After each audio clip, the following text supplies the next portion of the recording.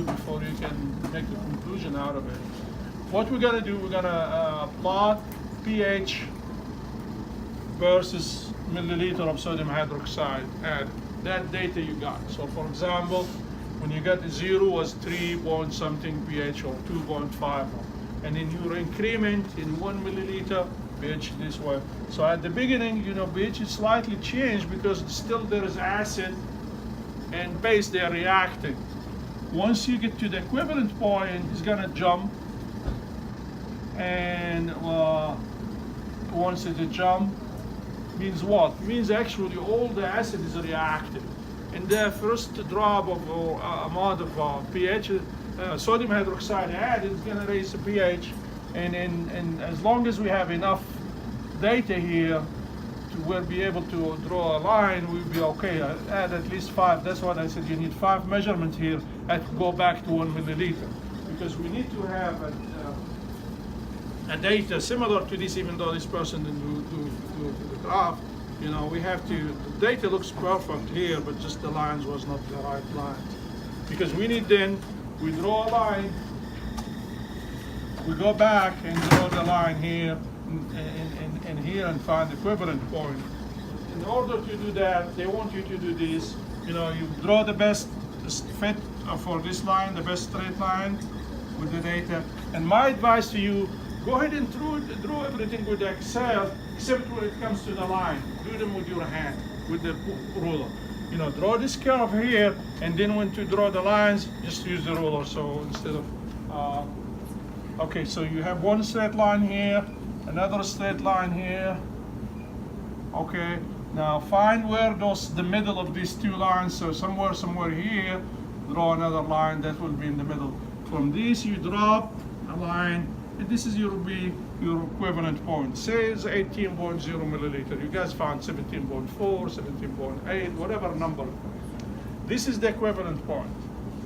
What we're gonna do, we are looking for a situation or a state where the concentration of the sodium acetate equal the concentration of acetic acid. So what we're gonna do, if this is 8, we go back 9 milliliter. So go back half of this. Half of 18 will be 9 here. So I go for 9, 10 milliliter here, and draw a line, and wherever the line hit this line I already had before, that will be the pH of my solution. That will be the pH of the solution, okay?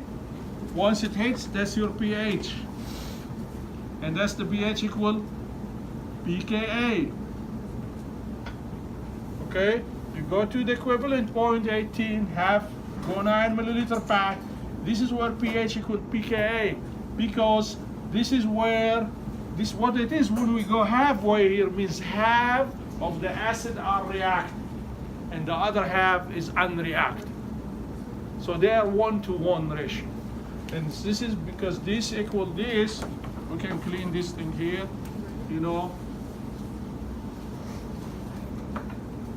we're at the state where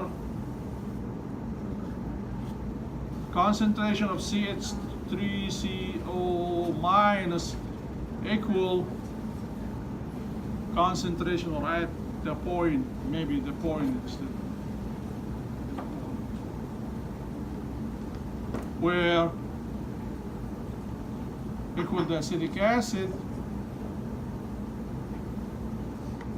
So that way, then you will have your pH here equal your pKa plus log CH3 acetate ions over acetic acid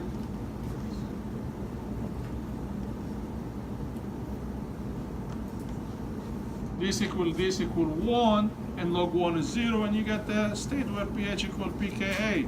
So you find actually your pKa, you know how to find equilibrium once you find pKa. Ka. By definition, pKa equal minus log Ka. So your Ka equal 10 to the power minus the value of Ka, pKa, right? Remember that.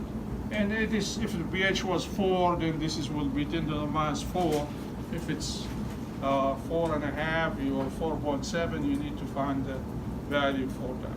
Okay, that's all you have to do for the graph. Is the graph clear? What to do with the graph, guys? Everybody? Yes, sir. No problem. Okay. Now there's some other calculation which is not really hard to do. I can clean this. The other calculation, they want you to find the molarity of the, do the same thing for the unknown, of course, the graph.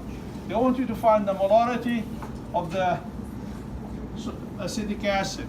So what we did actually, we have acetic acid here and react it with sodium hydroxide. And give us, this will give us sodium acetate, CH3, CONA plus water.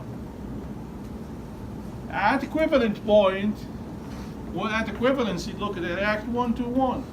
So actually, what I need to do, and I know the concentration of this, and I know how many milliliter it took, I need to find the moles of sodium hydroxide, convert them to acetic acid. I know the volume of acetic acid, 10 milliliter, and I do the numbers.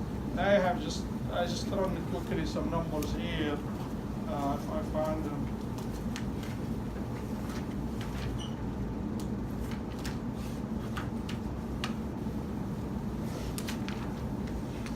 Okay, so first we need to find moles of NaOH. I'm trying to find the molarity of sodium hydroxide. That's course, moles of NaOH equal what? I'm gonna use a number 18.00 milliliter of sodium hydroxide times the molarity of sodium hydroxide, which is 1.257 moles per liters. We convert this to a liter, divide by 1,000.00 milliliter, and that will give us, give me a number, 2.263 times 10 to the power minus 3 moles. This is moles of sodium hydroxide, okay? That's moles of sodium hydroxide. From my balanced equation, you have to write 1 mole. Also, you have to show me calculation if you want a good number. If you want a good grades. 1 mole of acetic acid, CH3COH, equal or equivalent to 1 mole of sodium hydroxide. And you do the same thing for the unknown. Okay, so then we go, then moles of sodium hydroxide, of acetic acid here,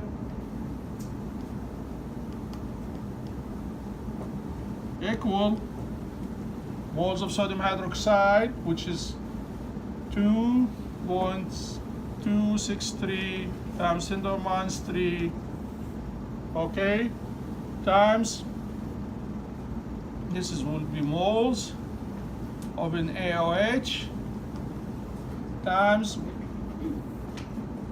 1 mole of CH3COOH acetic acid over 1 mole in NaOH, and at the end this will equal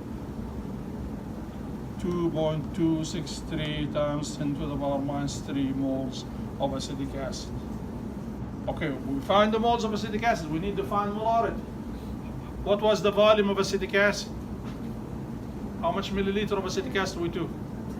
10 milliliter. So molarity of acetic acid will be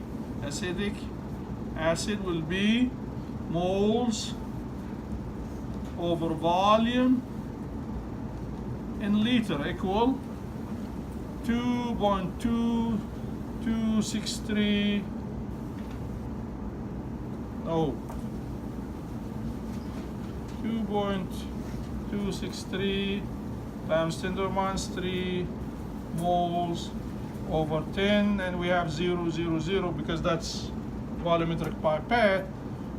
Divide by 1,000, change it to a liter, and you end up with 0.2263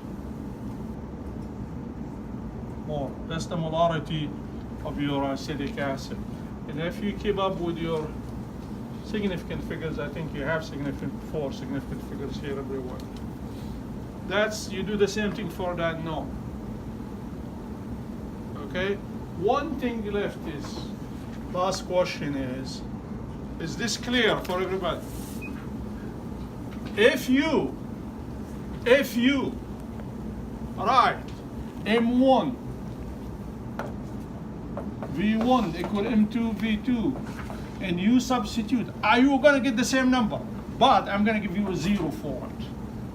Because this is gonna confuse you one day when you do the titration, when this doesn't equal this.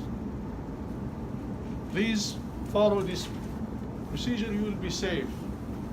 A couple of years ago, we had issue with this, mails everywhere, people, saying, do not use this anymore.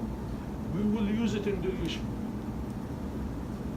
You can use it when they are 1-to-1 and you can argue, but this is my lab. I'm requesting you to do it this way, do it this way. And you know why? Because if I have here sulfuric acid, this doesn't work.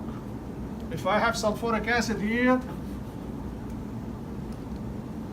H2SO4 reacting with this will give me Na2SO4 plus 2H2O. So I have to have 2. So if I'm gonna do M1V1 equal M2V2, it's not gonna work. Because they react not 1-to-1, they react 1-to-2. 1 mole of sulfuric acid. So the number of moles of sodium hydroxide, I have to divide them by 2 to convert them to the moles of sulfuric acid. Okay? Make sense? Okay. So we agreed on this, and you need to show me the calculation if you need your full grade. Okay. Next. The next thing is not really. I just have to set it up for you, and you can do the rest of the stuff. Okay.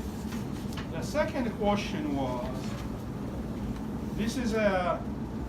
they want you to create ice table and use your unknown. So since the unknown is HA, we don't know what type of acetic acid, what type of acid is.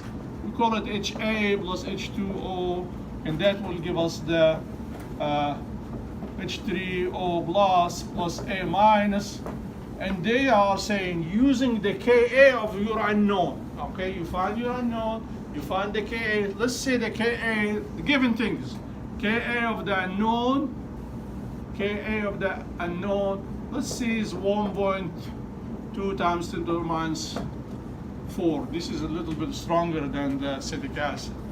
And they say the concentration initially here was 0.002, right? 0.0020 molar. They want you to find the pH of this solution. Now, in the introduction this morning said if it's strong acid, this will be ionized completely. pH will be the minus log this value, but this is a weak acid. So you have to set up your ice table. So you say initial, this is this one, this will be 0, will be 0, change minus X, and this will be X, and this will be X like you guys do.